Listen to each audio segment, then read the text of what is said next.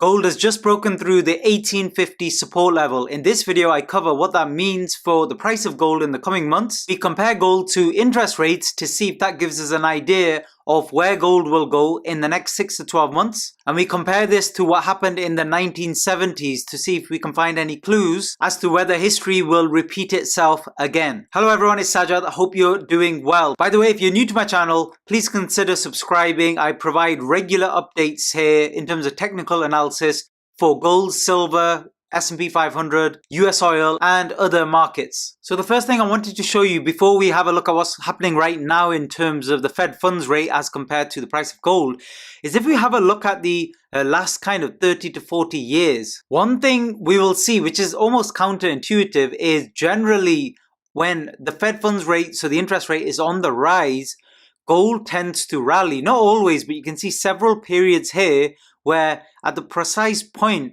when the interest rate was suddenly increased, you saw gold begin to build up momentum, and that has happened on at least 5 or 6 occasions. The only confusing part really in this chart and the red herring here is what happened after the great financial crisis. So between the period of 2009 all the way up to the highs in the price of gold at 2013. At that time the Fed funds rate was at an all-time low, so near to 0%. Now eventually gold did retreat, and we'll have a look at what happened after that now. So you can see here the chart on the top is the gold spot price against US dollar, and at the bottom I've got the effective federal funds rate. And if you have a look at the time frame over the last say 20 years, what we also notice here is when gold bottomed around the $1,000 mark back in December 2015, you can see here that was the first time the interest rate was increased in, well, many years really. And that coincided with a move up in the price of gold. So you can see that very clearly.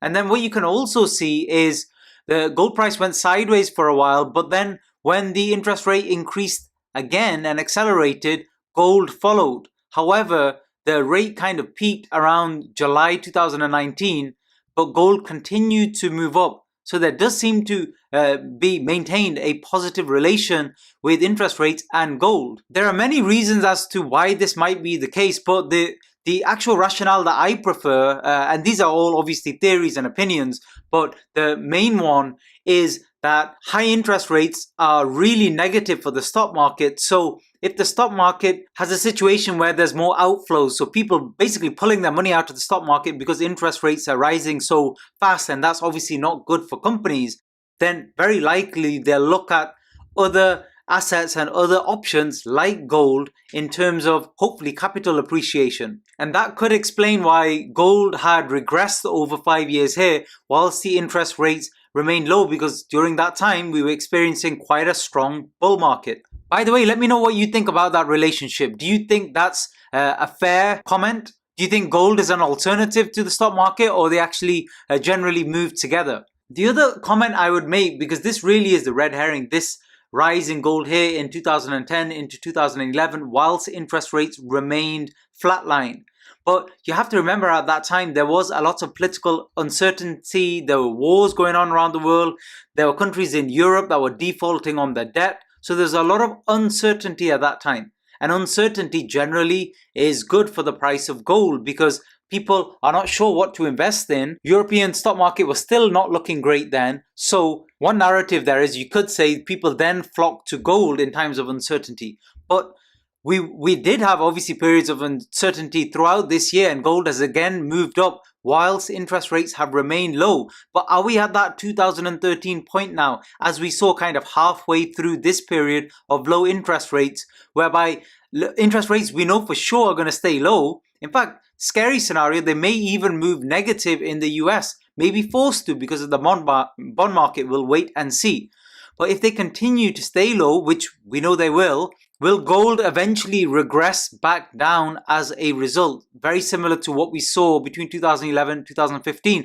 Because this is the most recent history, you have to give this a little bit more weight compared to if we look back to, I don't know, like the 1950s or 1960s when we still had the gold standard. I don't think that's a fair comparison. However, just take a look at this, a very surprising and accurate correlation. This is the 10-year Treasury constant maturity rate. So it's an index published by the Federal Reserve Board based on the average yield of a range of Treasury securities, all adjusted to the equivalent of a 10-year maturity. If you have a look back here, we can see the rate at the moment is hovering around the 1% mark. However, what's very interesting is if you compare this to the price of gold, so let's do that now. Notice an almost perfect negative correlation. So as the 10-year constant rate's going up, gold prices are going down, and you can look back and you can see quite a decent correlation there between the two. Now, what does this mean going forward? Can we assume that inflation is coming or is already being priced in? Well, I'll discuss that in a separate video. So let's have a look at the short-term price action in gold right now. So this was my last update for gold, so we're just continuing from that. And the other thing I wanted to mention is very briefly the Dixie, so the dollar index. And you can see here, this is actually a weekly chart going back the last 20 to 30 years. Around the time gold began its move up from the lows in 2015, we saw the opposite in the dollar index. So that's no surprise there, as gold in this case is priced in dollars. And we saw a same move down this year. However, there is a possibility now the dollar index is finally bottoming out. And you can see a possible basing pattern here, because the dollar index has been sideways now from pretty much July all the way into November. So half of the year it's been here around the 92 to 93 range. In my opinion, this could be a massive sign of a bottoming out pattern and possible accumulation. So if the dollar index also moves up, that's also obviously going to be bearish for gold. Although the correlation long term is not that accurate. It's something we still have to be aware of in recent times. So going back, let's say to 2015, this is a very low level for the dollar index in general. It's been a buying level rather than a supply level. So it's important for us to just keep our eyes on this one. Now, in terms of the structure here, I did explain in the last video that 1850 was absolutely crucial. And the fact that we've broken through here is a concern. And if this is indeed the correct structure, so we had a first wave move down and this was a correction, we could possibly get some acceleration develop. We've had a bit of a breakthrough there.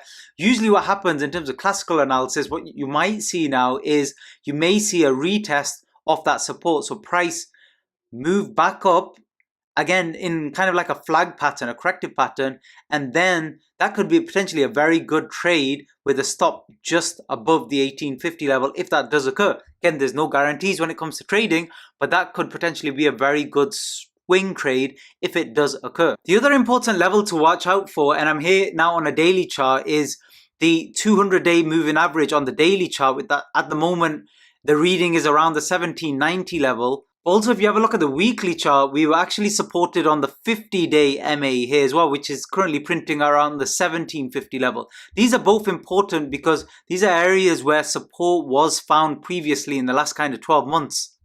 And with these next moves, it's all about probability, and we can't forget the fact that we have been in an uptrend in gold. So uptrend meaning higher lows along the way.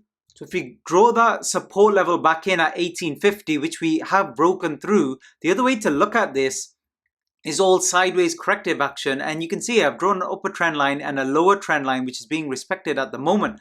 Now, the other possibility is this could develop into a classic downward wedge.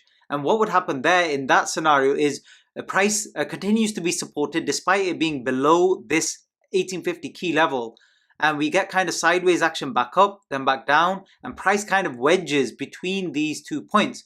Now, this would generally actually be a bullish sign and could result in a bullish breakout. But what we would expect to see there is first price constricting into this wedge and also support from volume when we actually break out if we get a break to the upside. So I think that's still a lower possibility, but the price action in the coming trading sessions will actually tell us which way around we are, because if this is indeed a break of support and we're very bearish for now, we should expect price acceleration rather than price moving sideways and up at this point. In terms of structure, what you would say in that scenario is we have completed a complex wave 4, not uncommon in a wave 4, but then what is yet to come then in gold? Well, we should get one more strong impulse. If that's the case, like I said, I still think it's a lower probability, but if we do get that breakout with price consolidating, then we're looking for one final impulse higher. And if we do get a breakout, I'll do an up-to-date video with some targets there which we can monitor, and I'll keep you posted on that. So I'll leave it there for this one. Don't forget to subscribe and turn on notifications so you get regular updates.